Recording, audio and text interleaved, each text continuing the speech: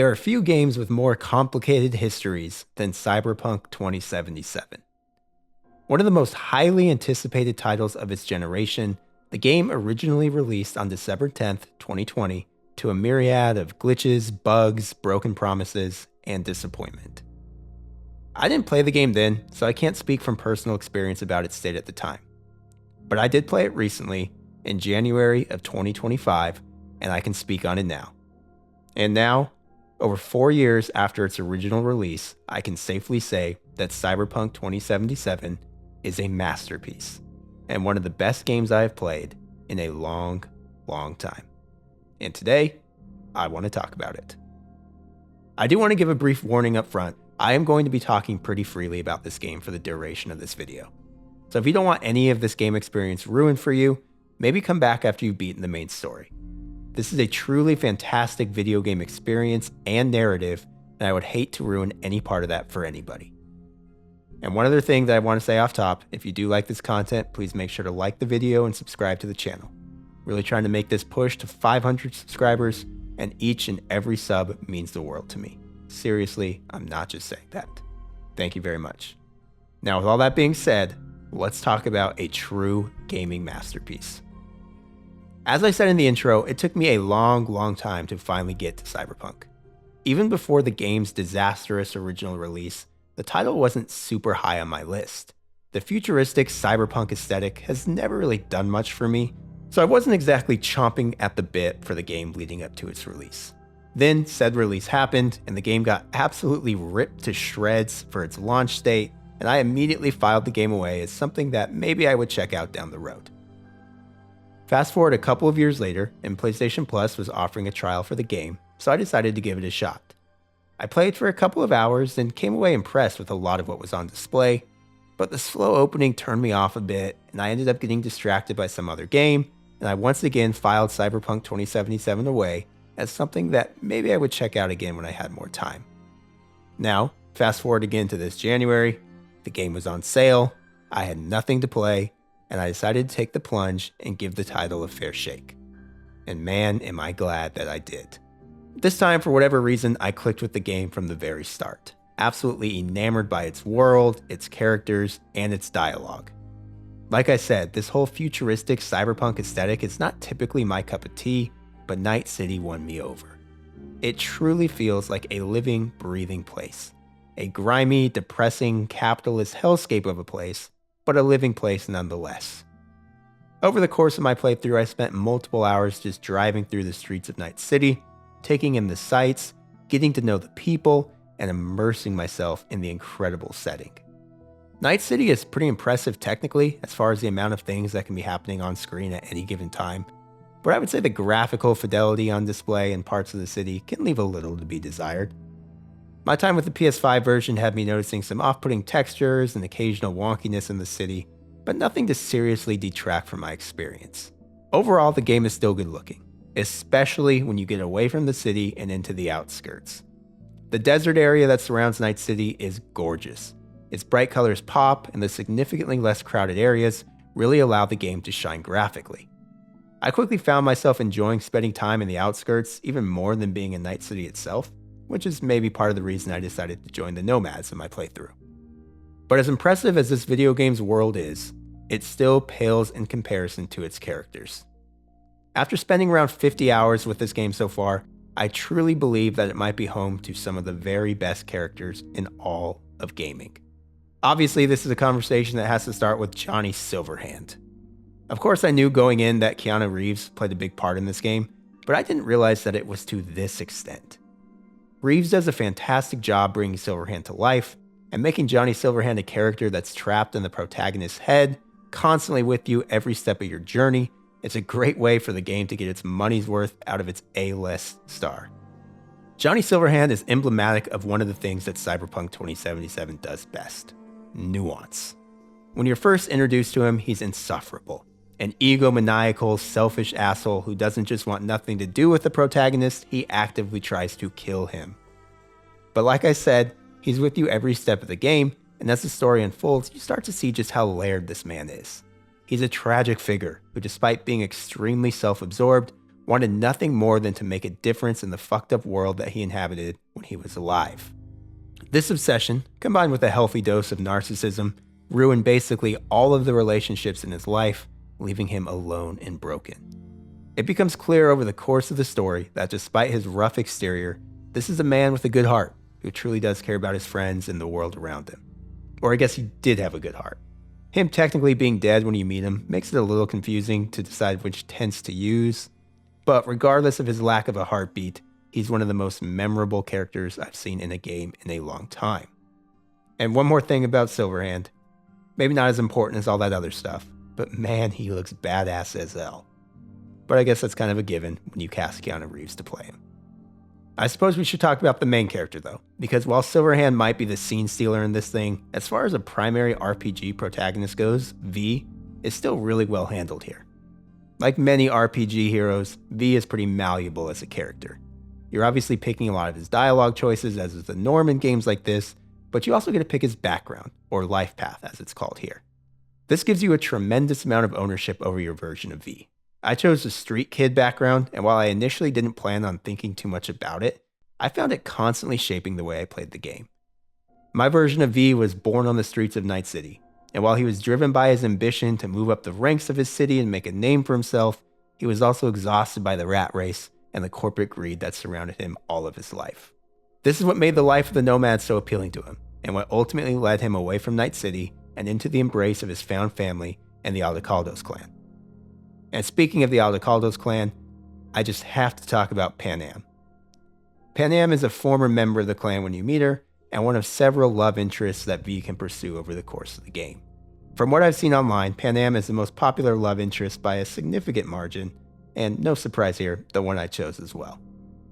I've never been one to care too much about romance options in my games. It's a cool feature to have, but it's always been hard for me to see it as anything other than a sexually charged dialogue tree to interact with, resulting in a bonus risque cutscene or two. In RPGs in the past, I usually just pick the girl I find most attractive, choose to focus on her, and then just passively engage with the feature when given the option to advance the romance. Initially, I thought I would be doing the same here. I thought Panam was cute and just started picking the flirty dialogue choices with her like I usually do in this sort of thing, but things started to change for me pretty quickly. I realized from her very first mission that Panam was another incredibly well done character with multiple layers to her, so I was already a bit more invested here than I typically am in games like this. However, what really sold me was just how well Cyberpunk 2077 handled the dynamic between V and Panam. I've played a lot of RPGs in my time, and none have come remotely close to handling a romance mechanic as well as Cyberpunk 2077.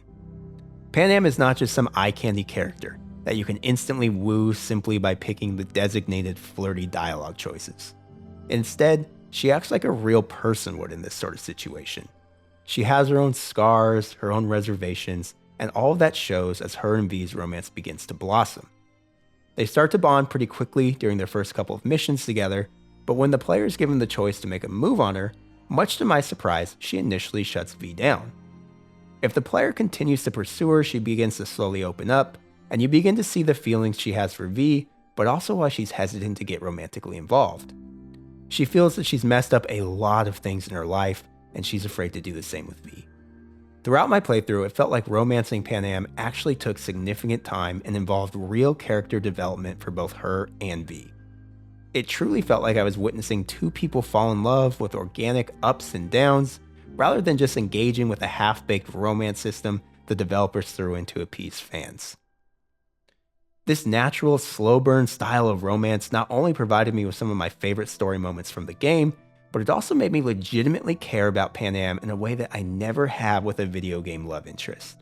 And when things culminate in that obligatory risque cutscene you get for romancing someone in a video game, it's pretty well done. I'm sure you can find that one pretty easily on the internet if you're curious. The romance system continued to surprise and delight me even after V and Panam became essentially an official couple. In many other games, that would be the end of the content.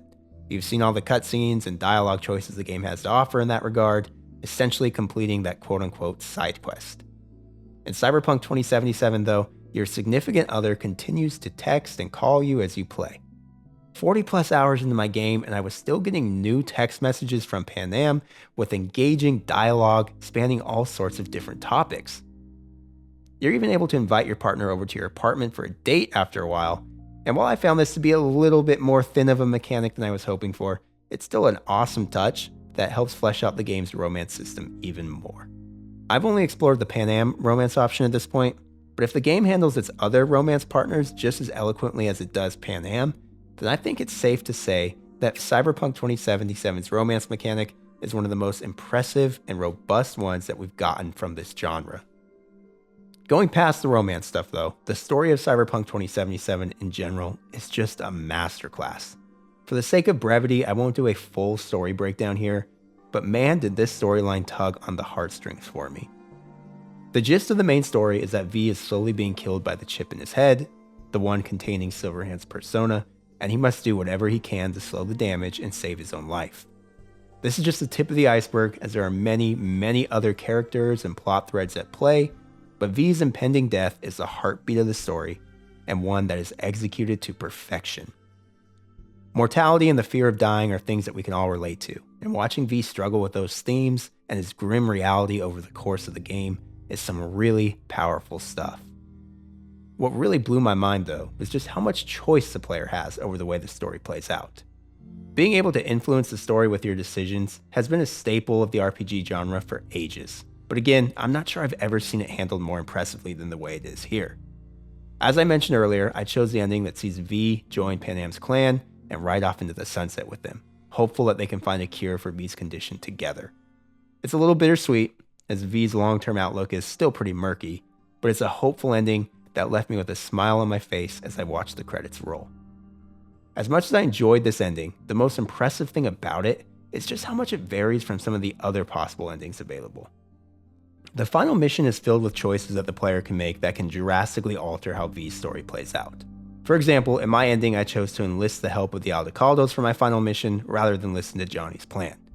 This took me down a multi-hour path of gameplay and story content that I never would have seen had I picked a different choice.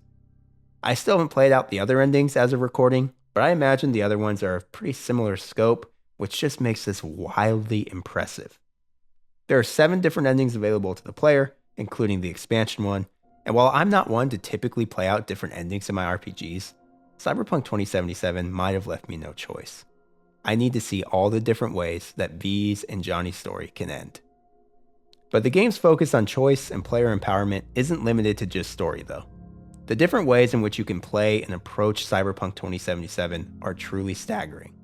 It might seem like I've been a bit prone to hyperbole in this video, but I truly believe this game features some of the best build variety I have seen in the genre. Using my experience as an example, I initially wanted to make my V into a stealthy assassin type. My plan was to sneak around and pick enemies off with silenced pistols before anyone even knew I was there. But a couple of hours in, I started to explore the melee options available, and I was blown away by how damn satisfying it felt to mow enemies down with a katana. Immediately my V went from a stealthy gunman to a badass cyber samurai, dashing around the battlefield, slicing his enemies to bits. Stealth be damned. That's just the beginning though. The various skill trees on display here are so robust and varied that I think you could play through this game over and over again and still have a vastly different experience each time. If you don't have the patience or time for that though, the game makes it easy to respec your character and change your build up multiple times throughout the same playthrough. A much appreciated feature in a game like this. I could go on about the gameplay on display here for hours, but my oversimplified statement is, it's just damn fun.